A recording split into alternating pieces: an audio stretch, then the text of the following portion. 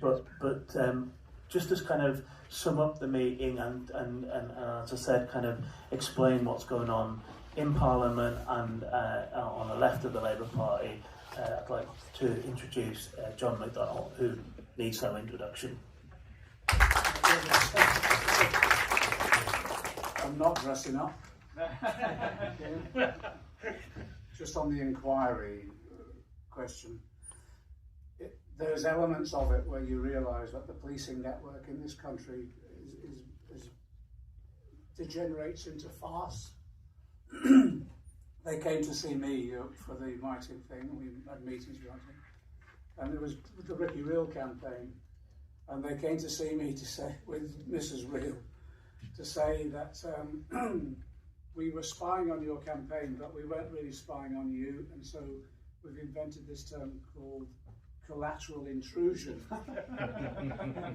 So that's a new one on me. And then in the inquiry, they published a paper that the Met had done the inquiry to when I was at the GLC, and the paper was based upon an intelligence assessment that we'd taken control of the Metropolitan Police and we would turn it into a revolutionary force in 1982 under Paul Boateng.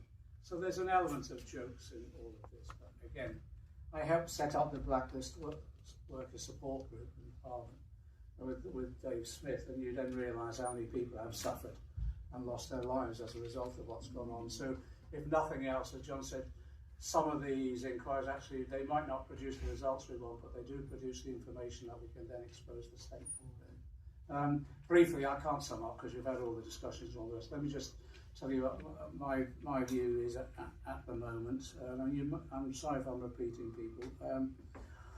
The budget, I always explain to people that the budget is a significant, it is a significant moment. They call it a fiscal event. And the reason is behind every budget has to be a discussion of sort of what sort of society do you want to live in? And then a budget should be then constructed on the measures that you're going to take as a government to construct that society. And at the moment,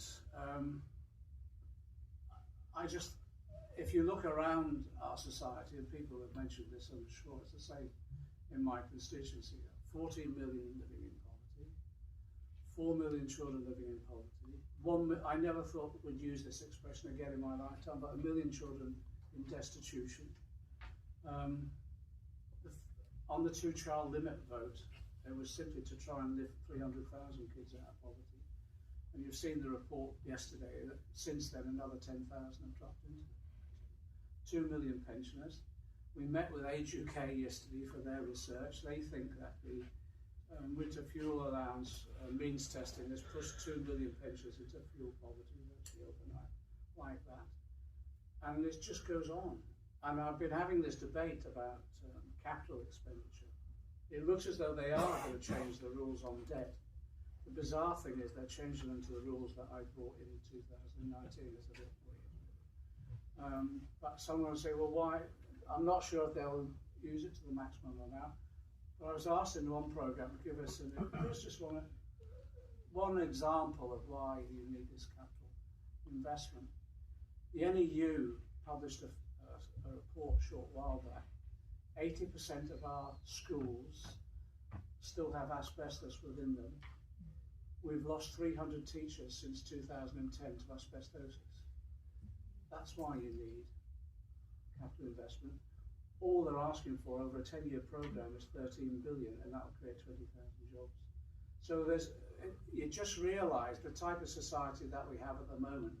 We've got to use the budget to debate the sort of society that we want. It's as simple as that.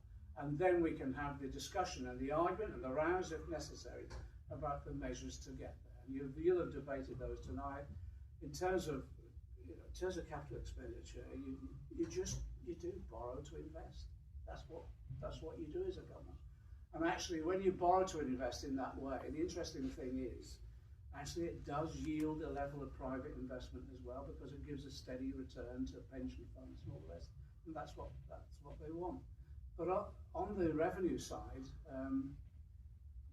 there is no other way of doing this. I know we have the debate about modern monetary theory and all the rest of it, but actually you still have to have a redistributive taxation system. And we argue for a wealth tax, and I campaign for a land value tax. But literally, it's that French, I'm trying to remember his name, Will Hutton always quotes him, 17th century French politician who actually said, what you need to do is just pluck, you don't kill the duck, you just pluck the feathers one by one. And there's about 20 or 30 or 40 proposals on tax, small elements where you can use it to redistribute wealth in this country. You solve the problems in terms of budgetary gaps and all the rest of it fairly regularly. And so the question is, if we know the sort of society we want to create, which is to end poverty, full employment, to make sure that people have decent wages and proper trade union rights, and we also have decent public services, free at the point of need, etc. We know that's the society we want to create. We know the mechanisms are there that enable us to do that. So why isn't a Labour government doing that at the moment? And I think that's the debate we've got to have. And we've got to force them into a debate, because we're not having that at the moment. There is no discussion or debate. Parliament at the moment is an ideology-free zone. There's no discussion about the sort of society that we want to create and how we can do that and what are the values we bring to that. And so if it's not happening in Parliament, we've got to create it ourselves in wider society. And that's what the People's Assembly did very early on. It brought all different campaigns together, because the shit really hit the fan. Everyone was out there doing different campaigns, and you know, every night your diary was booked up. Every night you're going from one picket line or demonstration to another. And what the People's Assembly did incredibly successfully was just brought people together and say there's a common cause here, and that common cause is about austerity. But then it lifted the debate into what sort of society that we want. And actually, I think that's why Jeremy Corbyn became leader of the Labour Party, because the People's Assembly actually brought people together and said, you don't have to take this crap. There's ways in which you can do it. Part of that is a mass movement of direct action, but actually sometimes you can go within the state and be against it, and that's part of the role of joining the Labour Party at the time. That wave is now gone, but the new wave is building. People are out there campaigning all the time. They're bloody angry. In my constituency, the Tories are closing the local municipal theatre. We're threatening to occupy the bloody thing. It just goes on all the time. And there's people who you never ever thought would be on a demonstration before. We won't be training ourselves at the moment, well, Paul. But all I'm saying is that there's a lot of activity going on. Exactly as has been said, you know, the millions that come out of Gaza, it's absolutely staggering, and just keep coming as well. I never ever thought it would be maintain this sort of momentum. So I think what I'm trying to say is that we've got to take on the responsibility of having the debate that the politicians are not having at the moment about what sort of society that we want to create, how we go about doing that, and we create a climate of opinion that at the end of the day, no politician will be able to ignore. And the only way we can do that is like this, small meetings initially, but then you start building them and you link people up. I just finish on this really. My view is this, I'm the eternal optimist and I always live in hope. I actually think there's a huge opportunity here for people to have the potential of quite a large social movement once again. That's the first thing. But the other thing is I find really frightening as well, which is if Badenoch or Jenrick get elected, I think they will form the coalition with Reform, and I think the right will be so much stronger. They're winning, but they won a by-election in Blackpool the other night, you know?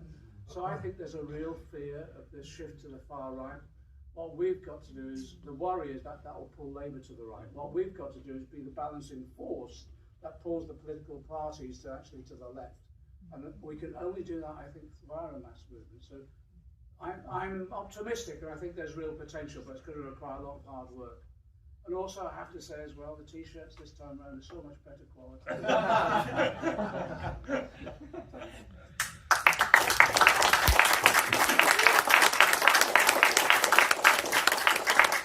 Thank you, John. I mean, that's a really good reminder of you know, what the People's Assembly was and still aims to be.